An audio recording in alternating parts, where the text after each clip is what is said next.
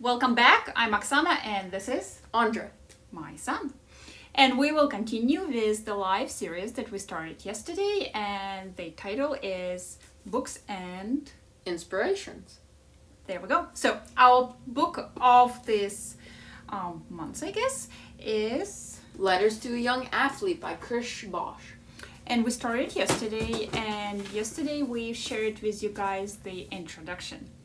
And there, the interesting part that we focused on was the noise from outside that he talked about, and importance of figuring out which one is the important one and which one is not, what to focus on, and your own inner voice, which could be quite critical and discouraging, or being able to hear the quieter voice that is supportive and friendly. So that's from the introduction. Today we're going to the chapter 1, and the title of the chapter 1 is When You Ain't Nothing But Tired. very interesting title, and we'll jump right into the code. And as always, I'll let Andre to read it. When you think you've hit your limit, you're only at about 40% of your capacity. Your mind is telling you that your body needs to stop, but it's lying. Your body can keep going well beyond that point.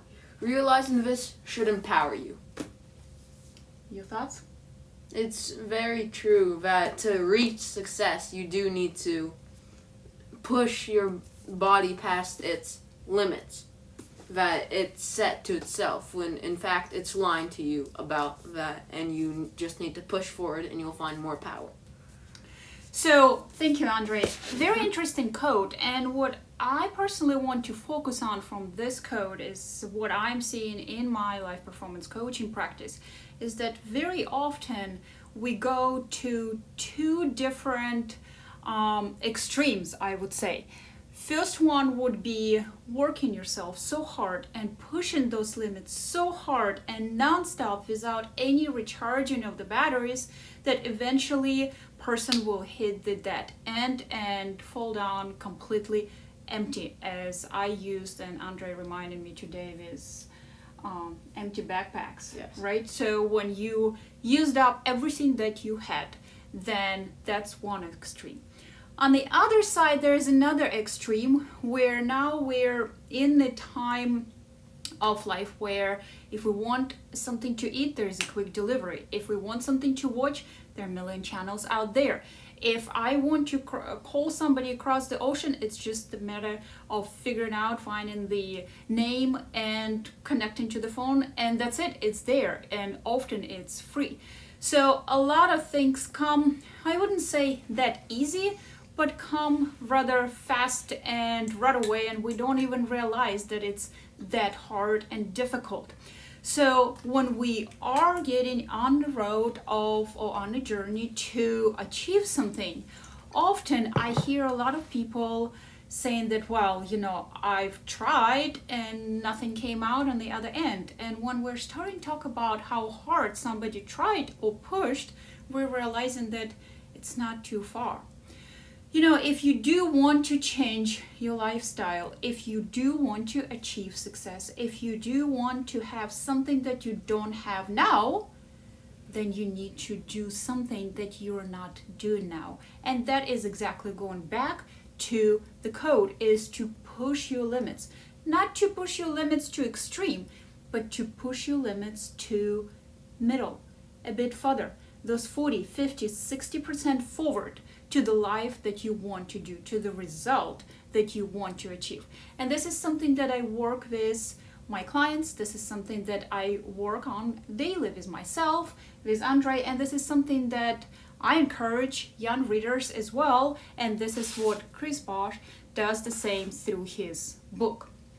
And I call it being in the middle, and you said it another time. That when your mind says your body's tired, you're only at 40% of your capacity. So you still have another 60% to go.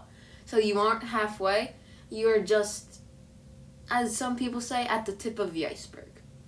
Right. And there is actually a saying, I heard it long time ago, and I somewhat adapted to my practice as well, is that the laziest part of our body, not the butt, that always, many people think, but actually our brain.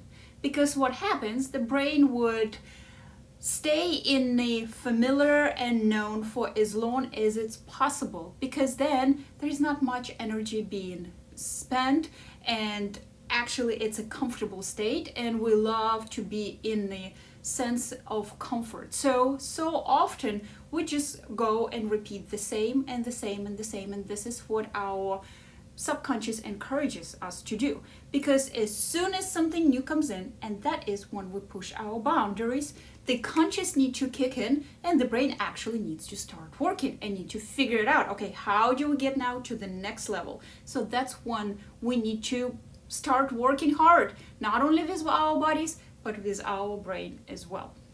So the quote that Andre read earlier, I hope will inspire and encourage all of you to push to that success point a bit harder, a bit stronger, and whatever it is you do every day is to continue moving towards that success.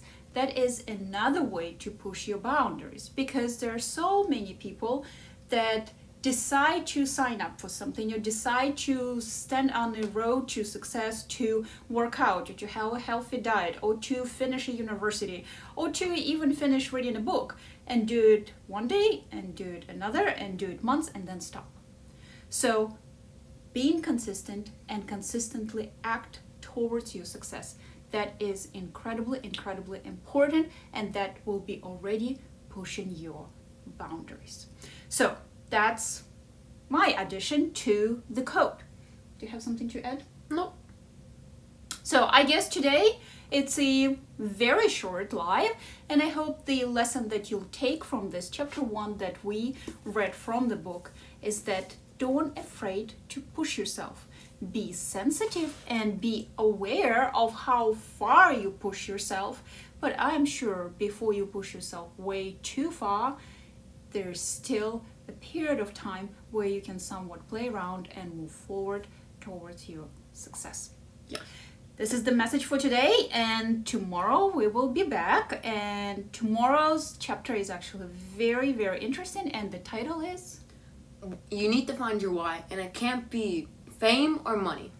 So if you will listen this before tomorrow, this might be a good chance to start thinking, what is your why?